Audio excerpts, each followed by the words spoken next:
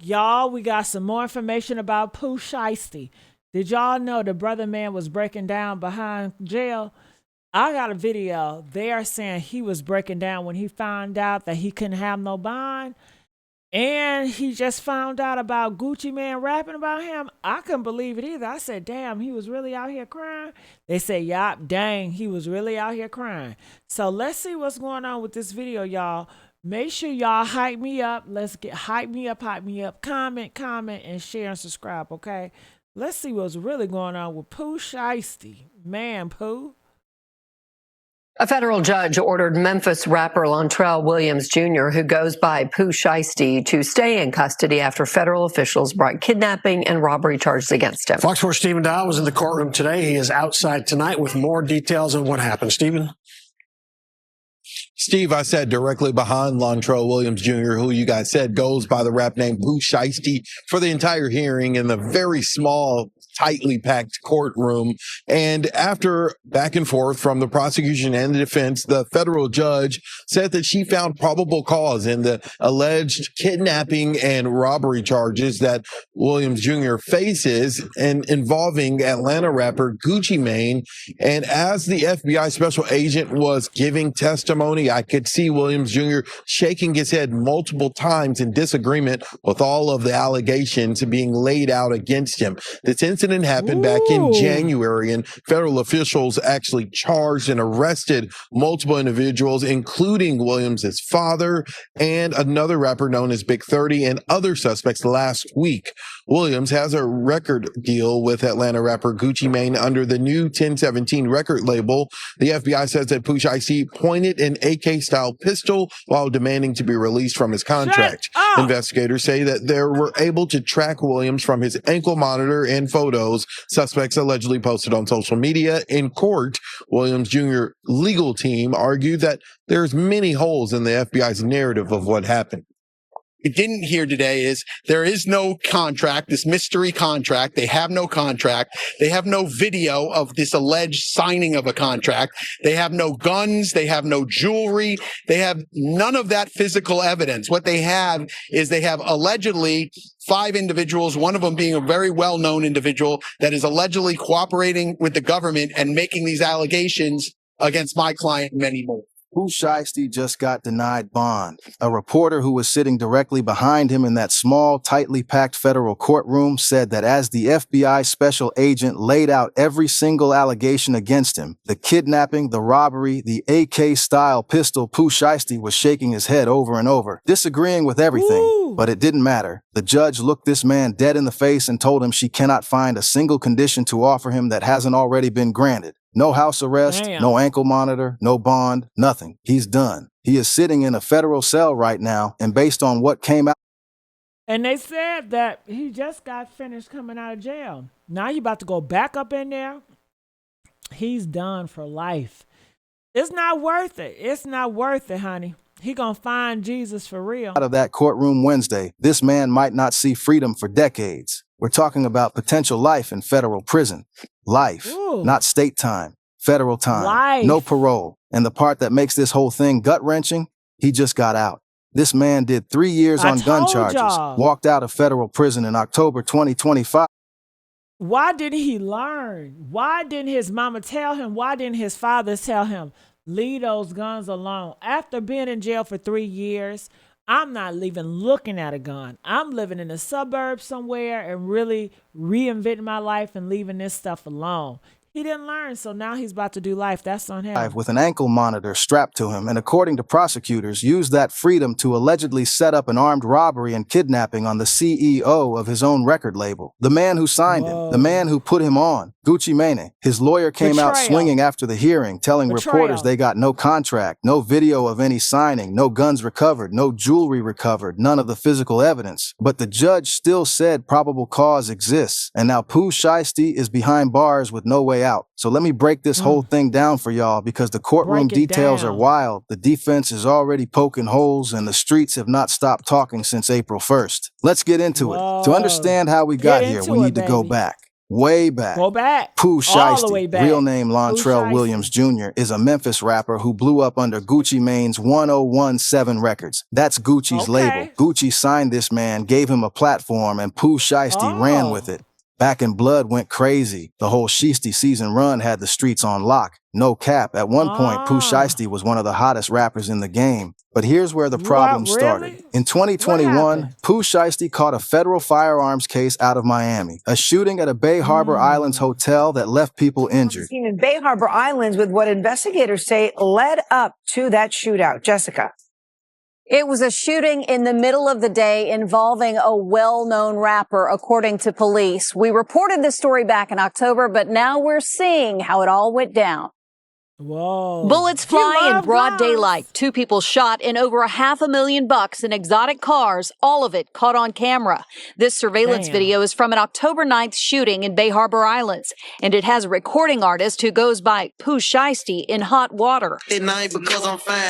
Shiesty, whose real name is Lontrell Williams, was arrested a few days later. He and a member of his entourage charged with aggravated battery with a deadly weapon. He ended up pleading guilty to a firearms conspiracy charge and got hit with a 63-month federal sentence. That's over 5 years, gang. He ended up serving about 3 of those years and got released in October of 2025. The feds strapped an ankle monitor on him immediately. Can't possess firearms, can't commit any new crimes. Basic stuff that you would think a man who just spent 3 years locked up would follow to the letter. New at 6, Memphis rapper Pooh Shiesty is out of federal prison. Court records show the Memphis native, whose real name is Lontrell Williams Jr., was released from a Pennsylvania facility after serving time for a gun charge in Florida. Williams was sentenced in 2022 to just over 5 years for conspiring to possess firearms tied to drug trafficking and violent crimes. His attorney confirmed the release, saying he's eager to return to the studio and make new music. But that's where you'd be wrong. Because according to federal prosecutors, within months of being released, Pooh Shiesty allegedly started planning something that would change his life forever. And not in a good way. No, See, the relationship between Pooh Shiesty Shiesty and Gucci Mane had been falling apart for months. There were tensions over the contract. Pooh Shiesty reportedly wanted out of his deal with 1017 Records, and things were getting heated. Social media subliminals, industry whispers. The energy was off. Everybody in the culture could feel it, but nobody, and I mean nobody, expected it to go where it went. This is where it gets crazy. On January 10th, 2026, Gucci Mane and 2 associates flew out to Dallas, Texas. They thought they were going to a business meeting at a recording studio, a professional sit-down to discuss contract terms and work out whatever issues existed between Gucci and Pooh Shiesty. That's what they were told. That was the understanding. But according to federal prosecutors, that meeting was a setup from the jump. Let me break this down for y'all step by step because the details in this federal affidavit are absolutely insane. Gucci Mane and his 2 associates walk into this Dallas recording studio expecting a business conversation. Pooh Shiesty is there. His father, Lontrell Williams Sr., is there. Memphis rapper Big 30, real name Rodney Wright Jr., is there. And according to the feds, at least 6 other people are there too.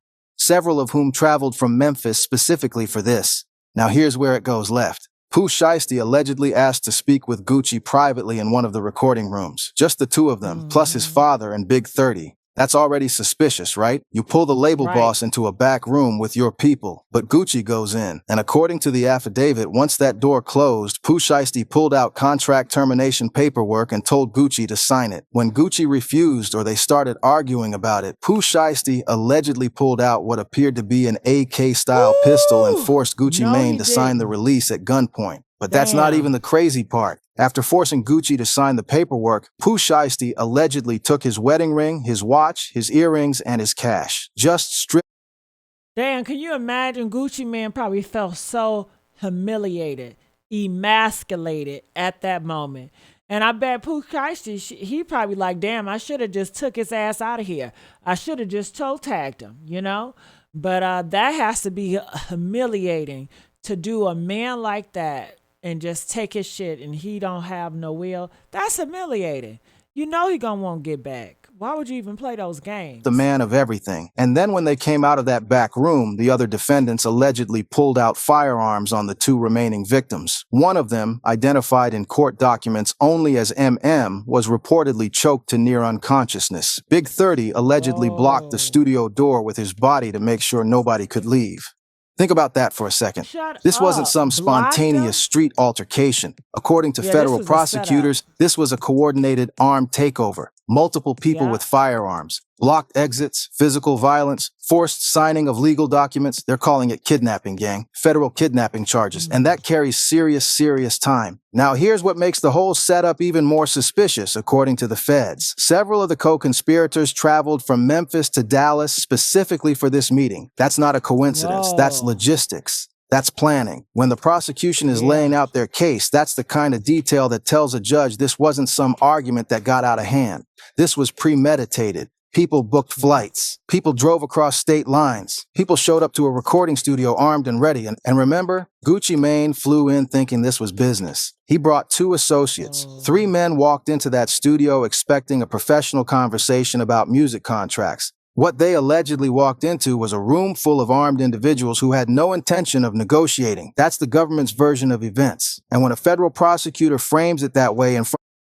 Now, could you imagine next time these rappers and producers get together, they're going to be feeling like, you know, what if they trying to set me up? You know, I'm sure everybody's going to be paranoid after this. Of a judge, it paints a very specific picture. The complaint alleges that on January 10th of this year, 3 music industry professionals traveled to Dallas for a scheduled business meeting. Lontrell Williams Jr. arranged this meeting purportedly to discuss the terms of his recording contract with one of the victims. As alleged, once these 3 men were inside the recording studio, Williams Jr. and 8 co-conspirators, several of whom traveled from Memphis, Tennessee, executed a coordinated armed takeover. Whoa. As alleged, Williams Jr. produced an AK-style pistol and forced one of the victims to sign a release from the recording contract at gunpoint. The remaining conspirators displayed firearms and robbed the other victims of Rolex watches, jewelry, cash, and other high-value items. Ooh. One of the victims was actually choked by one of the defendants to the point of near unconsciousness.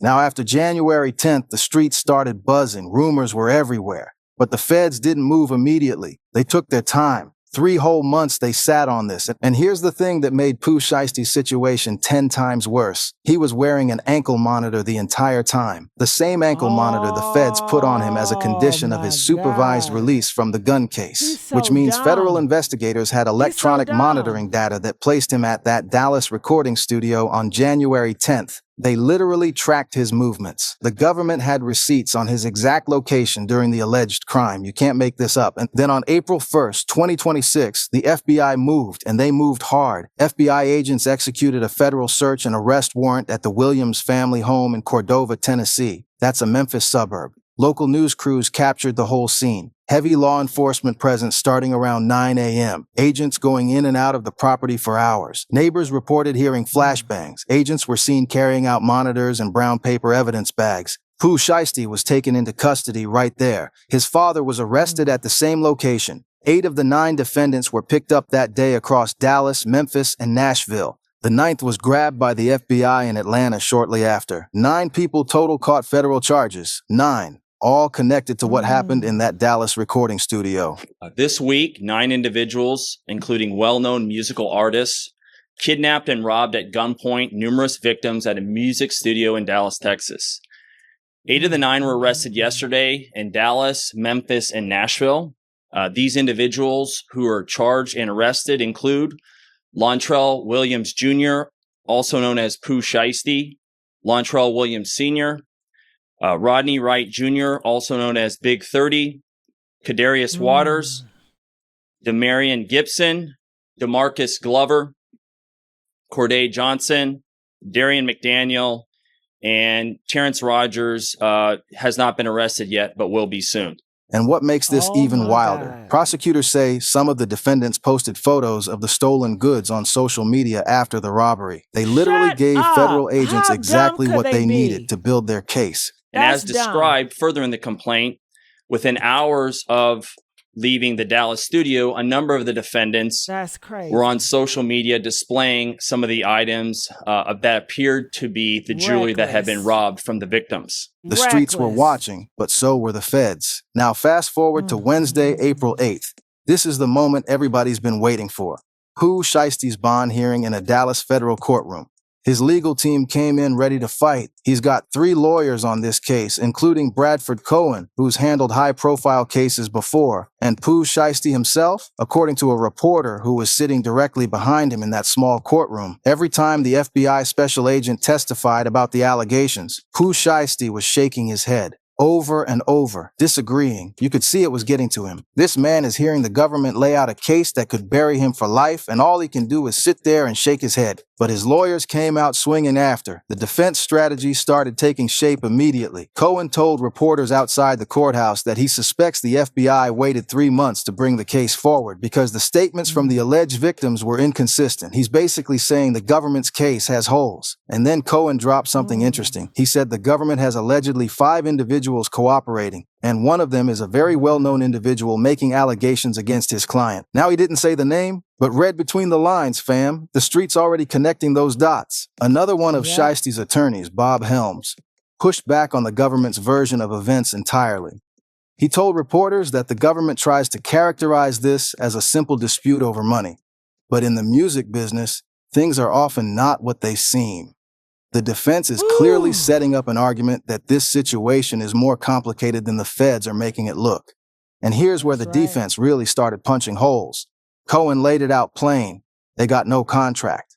This mystery contract that Gucci was allegedly forced to sign at gunpoint, the government doesn't have it. No video of any signing, no guns recovered, no jewelry recovered, none of the physical evidence you would expect in a case like this. Cohen basically told reporters the entire case is built on witness statements from people who may have their own motives. On top of that, the FBI admitted on the stand that they have not interviewed Gucci Mane or any of the other alleged victims. The Dallas Police Department was the responding agency back in January, and the FBI confirmed they still haven't sat down with the alleged victims. Think about that. The alleged victim in a federal kidnapping case hasn't even given a full statement to the FBI, and they're already moving forward with charges. The defense is clearly going to use that.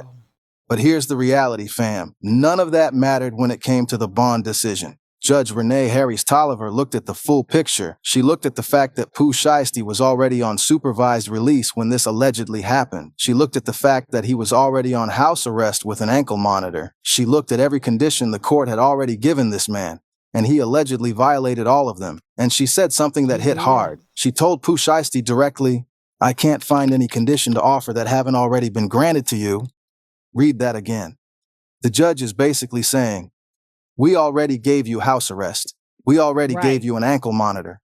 We already gave you every opportunity to stay free while awaiting your supervised release obligations. And you allegedly used that freedom to commit a violent federal crime. What else is there to offer? Bond denied. The prosecution presented credible evidence that Pooh Shiesty set up the entire meeting with Gucci Mane under false pretenses. That makes this look less like a spontaneous situation and more like a calculated kidnapping plot. And in the judge's detention order, she wrote that based on the credible evidence presented at the hearing, the court found probable cause that Pooh Shiesty committed the crimes alleged in the complaint. He's staying locked up. No bail, no house arrest, nothing. And it's not just Pooh Shiesty. This case is swallowing everyone around him. His own father, Lontrell Williams Sr., initially got a $250,000 bond with a $25,000 cash deposit from a judge in Memphis and was placed on house arrest. But the U.S. Attorney's Office in North Texas immediately filed a motion to revoke that bond. They argued he's a flight risk and a danger to the community. Prosecutors say Williams Sr. didn't just participate. They say he helped plan and execute the entire operation, including renting equipment used during the alleged kidnapping. A judge ordered him transferred to jail in Dallas. His bond got revoked. Big 30 had a similar situation. A Tennessee judge granted him $100,000 bond, but the government immediately had it stayed. Texas District Court Judge Ed Kinkead ruled that Big 30 would remain locked up and be transported to Texas.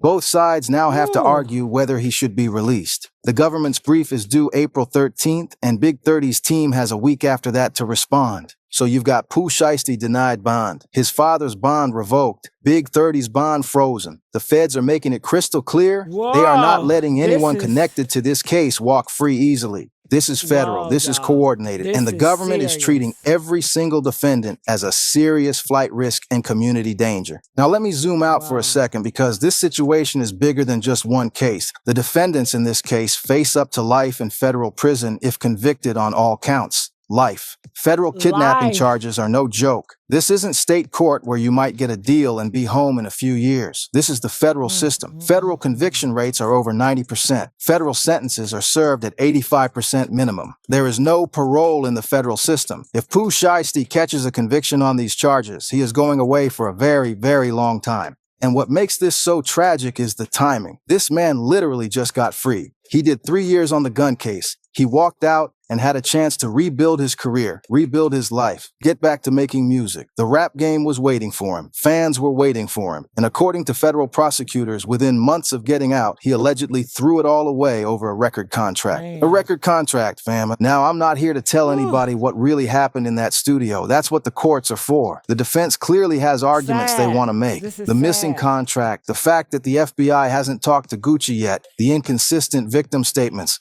Bradford Cohen is no amateur. This legal battle is going to play out for months, maybe years. But what I will say is this. The feds don't come with charges like this unless they think they've got something. 9 defendants. Coordinated arrests across multiple states. Electronic monitoring data. Alleged social media evidence. This case is massive. And for Pooh Shiesty specifically, the math is brutal. He was already under federal supervision. He was already wearing a monitor. The government already knew where he was at all times. If these allegations are true, he committed a violent federal crime while the government was literally tracking his location in real time. That is the worst possible scenario for any defendant. The streets are split on this one. Some people are pointing fingers at Gucci Mane, questioning whether he cooperated with the feds. The internet has been calling him a snitch since the arrests dropped. That word has been all over social media. But let's keep it 100 for a second. If somebody runs up on you with an AK...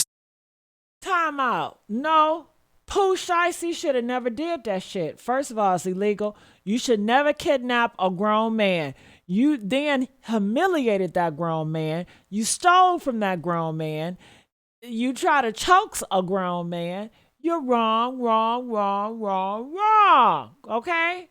You're wrong. Take his ass in jail, period. Nothing else. He's wrong, period. Style pistol takes your wedding ring, your watch, your earrings, and your cash, and forces you to sign a document at gunpoint while your people are getting choked out in the next room? Is reporting that snitching? Or is that just being a victim of a violent crime? That's the debate the internet has been having for a week straight, and honestly, there's no easy answer because the culture has complicated rules about these things. But here's what's interesting.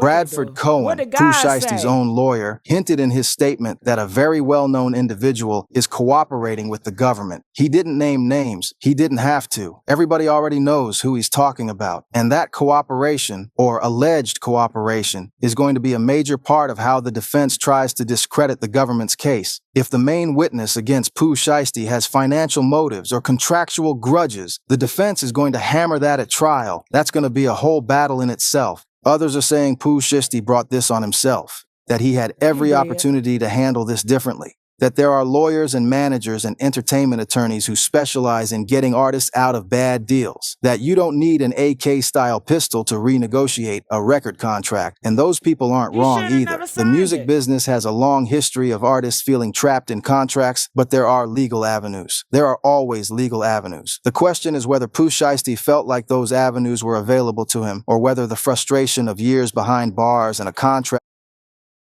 He should have did the research. He can go to get a research to find out where the guns at. He can go get a research to find out where illegal drugs at. He can go research to find out the baddest hoes at. He should have did his research. Okay, he signed that deal. He should have never signed it. Shit, the music industry been horrible since before I was born. So it's no secret. People are just so desperate to get all this money and they sign their soul over to Satan.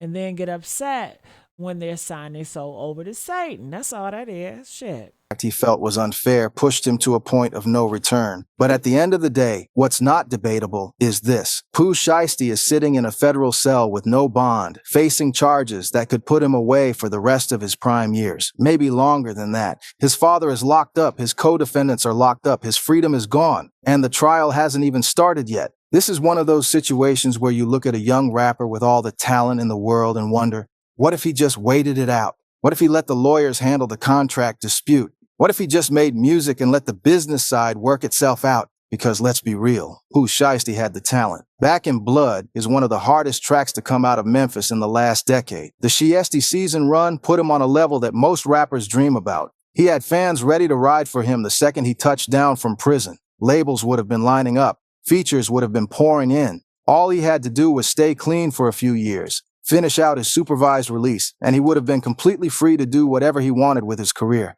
Sign a new deal, start his own label, go independent. The options were limitless. Instead, according to the federal government, he chose violence. He allegedly chose to handle a business dispute with firearms instead of attorneys. And now the same federal system that just let him walk is about to decide how many decades he'll spend behind bars. This case is far from over. The defense has arguments. The missing contract is a big deal. The lack of victim interviews is a big deal. The cooperating witness angle is going to get messy. This trial, if it goes to trial, is going to be one of the most watched cases in hip-hop in years. But right now, in this moment, Pooh Shiesty is sitting in a federal holding facility with no bond, no conditions, and no path to freedom before a trial. His father is locked up next to him. His co-defendants are scattered across federal facilities. And the government is building a case that they clearly believe is strong enough to put all 9 defendants away for a very long time. What do y'all think? Is the defense going to be able to poke enough holes in this case? Or is Pooh Shiesty looking at serious time? Drop your thoughts in the comments.